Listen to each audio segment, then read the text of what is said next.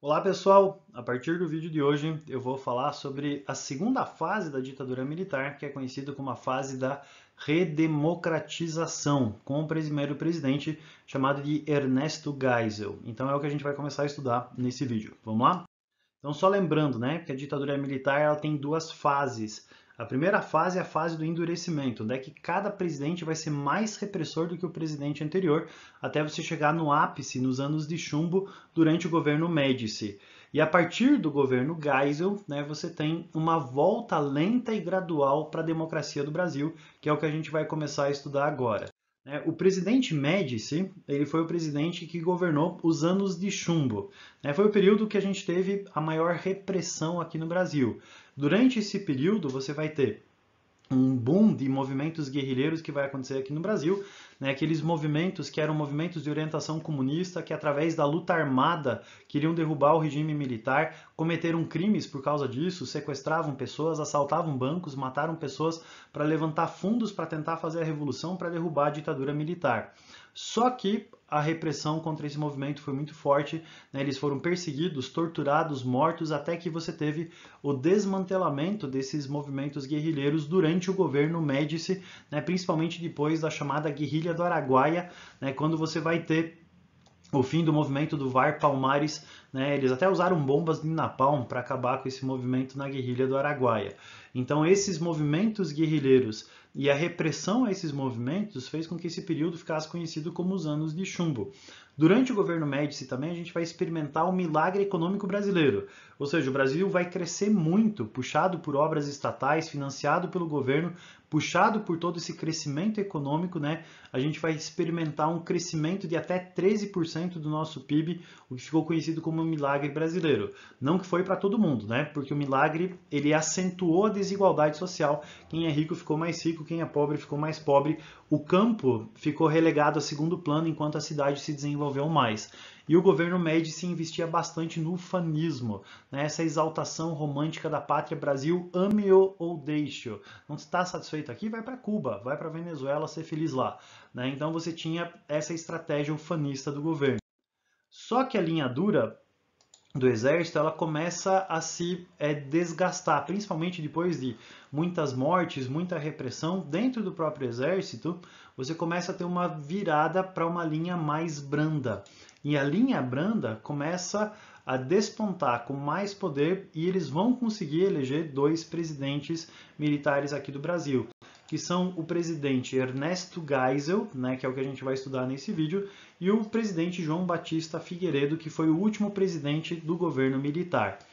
Então a gente vai ter, em 1974, a eleição do Ernesto Geisel, né, também conhecido como o Alemão.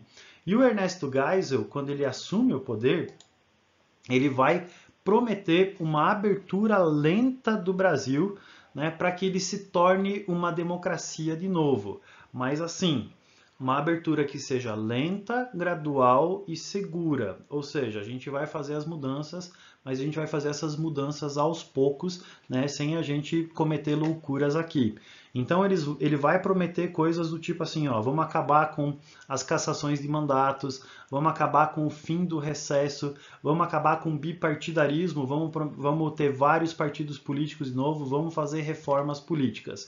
O problema é que nas eleições de 1974, o partido de oposição, os partidos de oposição, eles receberam muitos votos, né? E isso ameaçou esse retorno lento, gradual e seguro, né, para que o Brasil voltasse a ser uma democracia.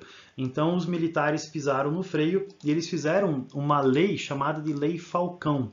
A Lei Falcão era uma lei que proibia os candidatos a fazerem campanhas políticas. Né? Então eles, por exemplo, não podiam aparecer na TV ou não podiam falar no rádio falando das suas propostas, falando das coisas que eles queriam mudar.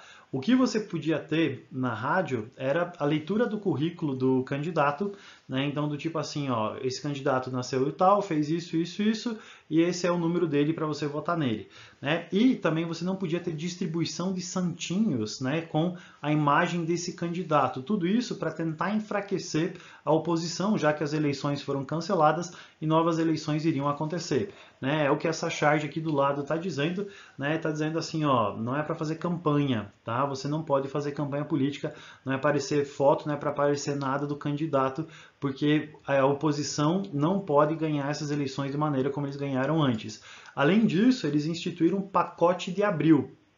O pacote de abril foi um conjunto de regras que instituiu os chamados senadores biônicos. O que são esses senadores biônicos?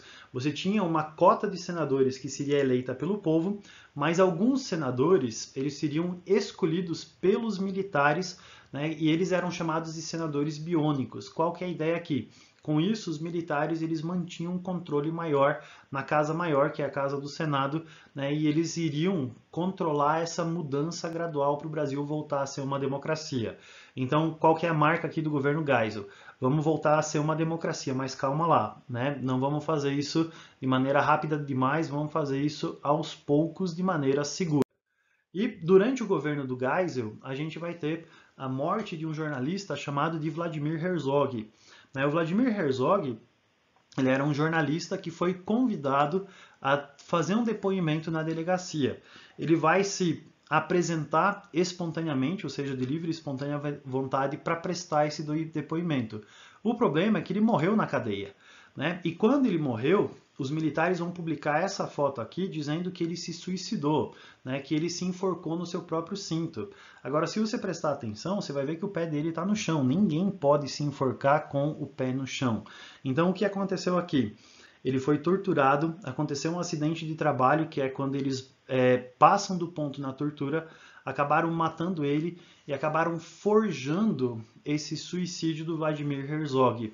Só que isso vai provocar uma baita de uma reação de outros jornalistas da Igreja Católica que vai se posicionar contra isso e vai acontecer pela primeira vez uma campanha aqui no Brasil, né, contra essas torturas que estavam acontecendo, perseguições e mortes nos porões da ditadura. E isso vai enfraquecer a linha dura dentro do Exército. O Serviço Nacional de Informação, né, o serviço de espionagem vai acabar sendo extinto e essa linha dura vai perder prestígio dentro do Exército brasileiro. E esse vai ser um passo a mais no fim da ditadura brasileira. Tá? Então, esse foi o caso do suicídio do Vladimir Herzog que aconteceu durante o governo Geisel. No próximo vídeo eu falo sobre o último presidente, que é o João Batista Figueiredo, e o fim da ditadura militar.